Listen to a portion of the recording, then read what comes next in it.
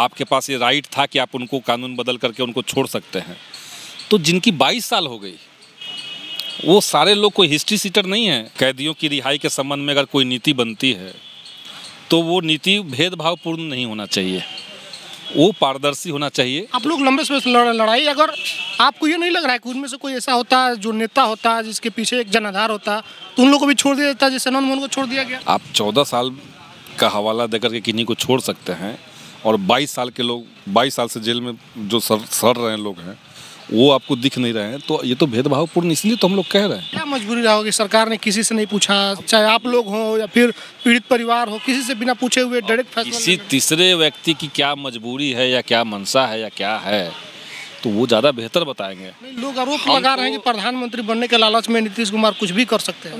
ना प्रधानमंत्री सब शॉर्टकट से कोई प्रधानमंत्री थोड़ी बन जाता है। सरकार ने भेदभाव नहीं किया, शहाबुद्दीन के मामले में यही सरकार सुप्रीम कोर्ट पहुंच गई थी और आनंद मोहन के लिए कानून बदल दिया। भेदभाव नहीं हो रहा बिहार के अंदर में? भेदभावपूर्ण है तभी ना हम लोग यहाँ पे बैठे हैं। सुशील मोदी जी हैं, ये साल भर पहले ट्वीट किए थे कि भाई आनंद मोहन को गिरफ्तार क्यों नहीं छोड़ा जा रहा है, वो तो खुद पक्ष में बयान दे रहे थे।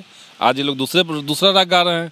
इसके आधे लोग कुछ और बोल रहे हैं, आधे लोग कुछ और बोल रहे हैं। बीजेपी अंदर से भले चाहते हैं कि आरक्षण खत्म कर दे, बीजेपी का एक नेता बोल के दिखा दे कि आरक्षण हम खत्म करना चाहते हैं, लेकिन उसके पास हिंदुत्व का जो मुद्दा है खुल करके उसके साथ तो खुल के तो नहीं बोल रहा है। लेकिन आपके लोगों के साथ जो अत्याचार हो रहा है आप लोग उस पर वो महात्मा गांधी के जाकर के समाधि पे माला चढ़ा रहे हैं, लेकिन गोडसे का जयकार भी कर रहे हैं। गोपालगंज के तत्कालीन डीएम कृष्णैया के हत्या मामले में जेल में बंद आनंद मोहन को कानून बदल करके बाहर निकाल दिया गया, लेकिन कुछ लोग और भी हैं जो बिना किसी गुनाह के जन आंदोलन के कारण जनता के लिए लड़ाई लड़ रहे थे और उनको टाटा लगा करके जेल में बंद कर दिया गया। 22 साल हो गए उनको जेल में रहते हुए, उसमें से कई लोगों की मौत हो गई है, कई लोग बीमार हैं, लेकिन सरकार उन लोगों को क्यों नहीं छोड़ रही है? क्योंकि वो भी जब जेल में बंद है तो 22 साल से ज़्यादा का समय बीत चुका है। जो लोग ये कह रहे हैं कि आनंद मोहन 14 साल से जेल में बंद था, तो उनको ये भी देखना चाहिए था कि जो लोग 22 साल से हैं उनको भी छोड़ना चाहिए। लंबे समय से माले इसको लेकर के लड़ाई लड़ रही है। आज एक बार फिर से एक दिवसीय धरना हुआ। हमारे साथ माले के विधायक हैं संदीप सौरभ जी। आप लोग लंबे समय से लड़ रहे हैं, ना नीतीश कुमार सुन रहे हैं, ना तेजस्वी लालू यादव की सरकार थी, उन्होंने भी नहीं छोड़ा। कब तक न्याय मिलेगा इन लोगों को? देखिए, हम लोग तो संघर्ष कर रहे हैं, आवाज़ उठा रहे हैं और बहुत तर्कपूर्ण मांग हमारा है। कोई रैंडम मांग और अचानक से उठा हुआ मांग नहीं है। कई लोगों को लग सकता है कि आनंद मोहन की रिहाई हुई और माले अपने टाटा कैदियों की रिहाई के लिए मांग करने लगा, ऐसा नहीं है। बल्कि गिरफ्तारी के तुरंत बाद से ही आज तक ये आंदोलन चल रहा है। पिछले दिनों विधानसभा के अंदर हम लोगों ने बहुत मुखर तरीके से इसको रखा था। पार्टी का एक डेलीगेशन माननीय मुख्यमंत्री से भी मिला और ये सब करने के बाद आज हम लोग एक सिंबॉलिक प्रोटेस्ट किए हैं। अगर सरकार नहीं सुनेगी तो आने वाले समय में पूरे बिहार के सारे प्रखंडों में हो सकता है कि आंदोलन इस तरह का हो, तो हम लोग तो मांग उठाएंगे, सही बात को कहेंगे ही। आप लोगों ने उस समय भी मांग रखा जब सरकार के आप लोग समर्थन में नहीं थे, अलग अलग धाराएं थी, लेकिन अब आप लोग साथ में हैं, फिर भी सरकार नहीं सुन रही है। क्या मजबूरी है सरकार की? अब सरकार की मजबूरी क्या है तो सरकार बताएगी। हम लोग का मांग को हम लोगों ने सही तरीके से सरकार तक पहुंचाया है। कोई भी सरकार की पॉलिसी बने, कैदियों की रिहाई के संबंध में अगर कोई नीति बनती है तो वो नीति भेदभावपूर्ण नहीं होना चाहिए, वो पारदर्शी होना चाहिए। और इस सेंस में मैं पारदर्शी कह रहा हूँ कि अगर आप 14 साल से ज़्यादा जिनकी हो गई थी सज़ा, आपके पास ये राइट था कि आप उनको कानून बदल करके उनको छोड़ सकते हैं, तो जिनकी 22 साल हो गई वो सारे लोग कोई हिस्ट्री सीटर नहीं है। भदासी कांड में जो लोग गिरफ्तार हुए थे, तो भदासी में असल में अरवल ज़िला में एक भदासी जगह है, वहाँ पे तालाब में सिंघाड़ा की खेती होती है। उस पे ग्रामीणों का हक था, उस पे एक आंदोलन हुआ, उसमें कुछ सामंती लोगों का हस्तक्षेप हुआ तो ग्रामीणों ने आंदोलन किया। उसी आंदोलन में फायरिंग हुई और उसमें 3 ग्रामीणों की मौत हो गई। गरीब लोग थे बेचारे, उनकी मौत हो गई और एक पुलिस का जो व्यक्ति था उनकी मौत हो गई। अब उसमें रैंडम तरीके से 14 लोगों को, जो मास लीडर वहाँ के लोकल थे, उनको उठा लिया गया और टाडा उनके ऊपर लगा दिया गया। जबकि गरीब लोग थे सारे। आप देखिए ना, पूरा लिस्ट उठा करके देखिए, सब लोग दलित जाति से हैं, अति पिछड़ी जातियों से हैं, ओबीसी जातियों से हैं, यही लोग हैं सब लोग। और इन सब लोगों को कोई पूछने वाला नहीं था। टाडा कानून लगा दिया गया। टाडा कानून तो बिहार में था भी नहीं उस समय, देश में भी अब नहीं है टाडा कानून। तो जो कानून एग्जिस्ट ही नहीं कर रहा है उसके तहत किसी को आपने जेल में डाल दिया है। 22 साल हो गए उसमें से 7 लोगों की मौत हो गई, एक व्यक्ति को हाई कोर्ट ने छोड़ा और 6 लोग अभी जो हैं वो जेल में बंद है। सब लोग वृद्ध हो चुके हैं, 2 लोग अभी हॉस्पिटल में भर्ती हैं। बल्कि अभी देखिए 2 महीना पहले विधानसभा जब चल रहा था, आप लोग लंबे समय से लड़ाई, अगर आपको ये नहीं लग रहा है कि उनमें से कोई ऐसा होता है जो नेता होता है जिसके पीछे एक जनाधार होता है, तो उन लोगों को भी छोड़ दिया जाता है जैसे आनंद मोहन को छोड़ दिया गया? अब वो तो सरकार को देखना चाहिए भाई कि आप कोई लगेगा कि वोट के लालच में लोगों को छोड़ कोई दिया पॉलिसी बनाते हैं, उसमें से कोई तबके को आप वंचित न रख दें। वो सब लोग के पास मास आधार नहीं है ऐसा नहीं है, उनके पास भी मास है। हाँ, उनके पास रुतबा नहीं है, उनके पास पूरा एक महल नहीं है, गरीब परिवार से लोग हैं। लेकिन गरीबों के अंदर तो एक उम्मीद है भाई कि ये जो सरकार नई आई है, अभी शायद हमारे जो लोग हैं जो जेल में बंद हैं इनको छोड़े। तो हम तो अभी भी उम्मीद सरकार से रखते हैं, पॉजिटिव उम्मीद हम रखते हैं कि वो छोड़ेगी, बात सुनेगी। सरकार ने भेदभाव नहीं किया, शहाबुद्दीन के मामले में यही सरकार सुप्रीम कोर्ट पहुंच गई थी और आनंद मोहन के लिए कानून बदल दिया। भेदभाव नहीं हो रहा बिहार के अंदर में? भेदभावपूर्ण है तभी ना हम लोग यहाँ पे बैठे हैं। आप 14 साल का हवाला देकर के किन्हीं को छोड़ सकते हैं और 22 साल के लोग 22 साल से जेल में जो सड़ रहे हैं लोग हैं वो आपको दिख नहीं रहे हैं, तो ये तो भेदभावपूर्ण इसलिए तो हम लोग कह रहे हैं। डीएम के परिवार के जो लोग हैं, जी कृष्णैया के परिवार, उसमें मैं साफ साफ यही कहता हूँ कि सरकार के पास एक राइट था, कैबिनेट कोई फैसला ले सकती है, कैबिनेट ने ये किया।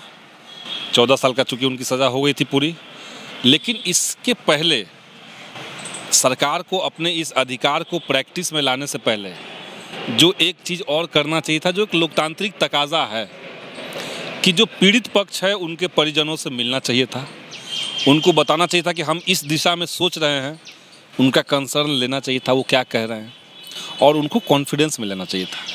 जैसे राजीव गांधी की हत्या हुई, देश के प्रधानमंत्री की हत्या हो गई थी, जो लोग हत्यारे थे, जो लोग जेल याफ्ता, जेल में लोग सज़ा काट रहे थे, वो सारे लोगों को छोड़ दिया गया, क्योंकि उससे पहले सरकार जो थी वो इस निर्णय करने से पहले राजीव गांधी के जो परिजन हैं, गांधी परिवार के जो लोग हैं, उनसे बात की।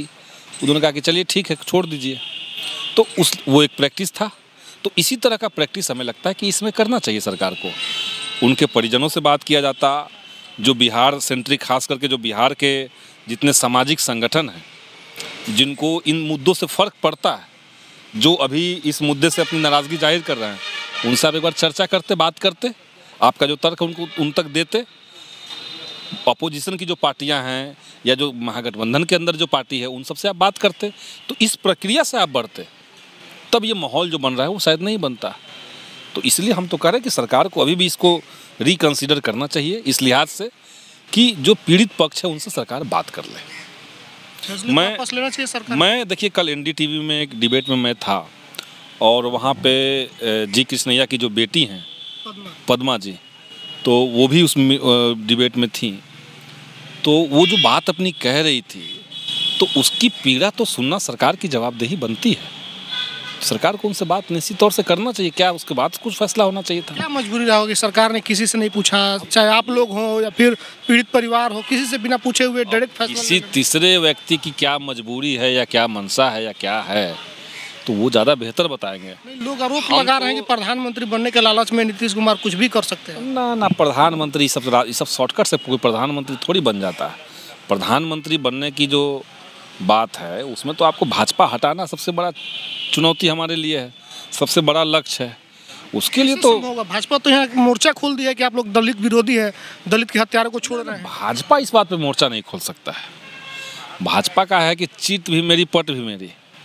आप समझिए कि यही भाजपा के जो लोग थे बिहार में, जो सुशील मोदी जी हैं, ये साल भर पहले ट्वीट किए थे कि भाई आनंद मोहन को गिरफ्तार क्यों नहीं छोड़ा जा रहा है। वो तो खुद पक्ष में बयान दे रहे थे।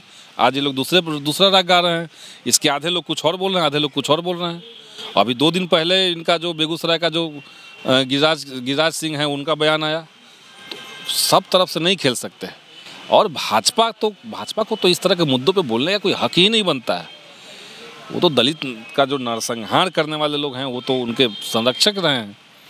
अभी बिल्किस बानो को जिस तरीके से 15 अगस्त के अवसर पर सरकार ने छोड़ दिया, उनके हत्यारों को, बिल्किस बानो के परिवार को जिन लोगों ने हत्या की, बिल्किस बानो के साथ जिन लोगों ने गैंग रेप किया, उनके 3 महीने की 3 महीने या 3 साल की बेटी का सामने हत्या किया, वैसे सारे लोगों को न सिर्फ जेल से छोड़ा भाजपा के लोगों ने, बल्कि उन सब लोगों को माला पहनाया और गौरवान्वित महसूस कर रहे हैं लोग। बीजेपी का एक कदम तो है, जिसके साथ है खुल करके खुले मन से बोलती है कि मुसलमानों का आरक्षण खत्म कर देंगे, और उसके जो समर्थक हैं, आरएसएस के जो प्रमुख है, वो बोलते हैं कि आरक्षण का समीक्षा होना चाहिए। तो लोग जो उनका मुद्दा है उस पर खुल करके, लेकिन आप लोग जो हैं, आपके जो साथी लोग हैं, खुल करके नहीं है, बहुत छुपके से रहते हैं, डर के रहते हैं। बीजेपी किस मामले में खुल करके है? हिंदुत्व के साथ खुल कर। बीजेपी अंदर से भले चाहती है कि आरक्षण खत्म कर दे, बीजेपी का एक नेता बोल के दिखा दे कि आरक्षण हम खत्म करना चाहते हैं, लेकिन उसके पास हिंदुत्व का जो मुद्दा है खुल करके उसके साथ तो है। खुल के तो नहीं बोल रहा है। लेकिन आपके लोगों के साथ जो अत्याचार हो रहा है, आप लोग उस पर वो महात्मा गांधी के जाकर के समाधि पे माला चढ़ा रहे हैं, लेकिन गोडसे का जयकार भी कर रहे हैं। तो उनसे ज़्यादा डुअल कैरेक्टर का, उनसे ज़्यादा दोहरा चरित्र का कोई तो पार्टी हो ही नहीं सकता है। वो उनके मुंह में राम है और बगल में नाथूराम है। गांधी जी का माल्यार्पण करेंगे, नाथूराम गोडसे का भी करेंगे। अम्बेडकर जयंती पर अम्बेडकर के लोग जाकर के माला पहनाएंगे और पूरे साल अम्बेडकर का मूर्तियाँ तोड़ते रहेंगे। तो अम्बेडकर का माल्यार्पण करते हैं ना भाजपा के लोग, लेकिन बाकी साल भर क्या करते हैं? उनकी मूर्तियाँ तोड़ते हैं। तो भाजपा कहीं से ऐसा नहीं कि वो जो कहते हैं वो खुल के कहते हैं। अभी आप देखिए, मुसलमानों की बात कर रहे हैं भाजपा का, अभी पूरा अभियान चला करके मुसलमानों के सबसे बड़े हितैषी बीजेपी है। ये अभियान नहीं चलाया गया कि हमने ट्रिपल तलाक कानून ख़त्म कर दिया, हम जो है मुसलमानों को पसमानदा मुसलमानों के हक़ की बात कर रहे हैं, पसमानदा मुसलमानों की हम रैली करेंगे, उनके लिए एक अलग से फ्रंट बना दिया, तो वो भी कर रहे हैं और मुसलमानों के खिलाफ नफरत भी फैला रहे हैं। तो ये तो हर तरह से करने वाले लोग हैं। अगर सरकार टाटा बंदी को नहीं छोड़ेगी तो अगला कदम क्या होगा? तो एक दिवसीय धरना था, आज एक दिवसीय धरना था। हम लोग इसको आगे पूरे राज्य स्तरीय का मुद्दा, राज्य स्तरीय आंदोलन का भी मुद्दा बनाएंगे। और कल बीता हुआ जो कल है, उसमें हम लोगों ने बिहार के सारे प्रखंडों पर आवास के सवाल पे आंदोलन माले का था, और उसमें हम लोगों ने जो ज्ञापन सौंपा है ब्लॉक में अधिकारियों को, उसमें हम लोगों ने टाटा कैदियों को भी रिहा करने की बात रखी है। और आने वाले समय में हो सकता है कि इस मांग को लेकर के हम लोग और सघन आंदोलन करेंगे। सरकार से बातचीत का एक लेवल है, वो चलता रहेगा, लेकिन ग्राउंड पे आंदोलन भी चलेगा। ठीक है। हमारे साथ संदीप सौरभ थे, माले से विधायक हैं, युवा विधायक हैं। इन्होंने अपने बातों को बहुत स्पष्ट रखा है और बीजेपी क्या चाहती है, ये लोग क्या चाहते हैं, तमाम चीज़ों पर चर्चा हुई है। इन्होंने बहुत स्पष्ट अपने बातों को रख दिया है। बाकी जो लोग वीडियो देख रहे हैं, आप बताइएगा कि आपकी क्या प्रतिक्रिया है।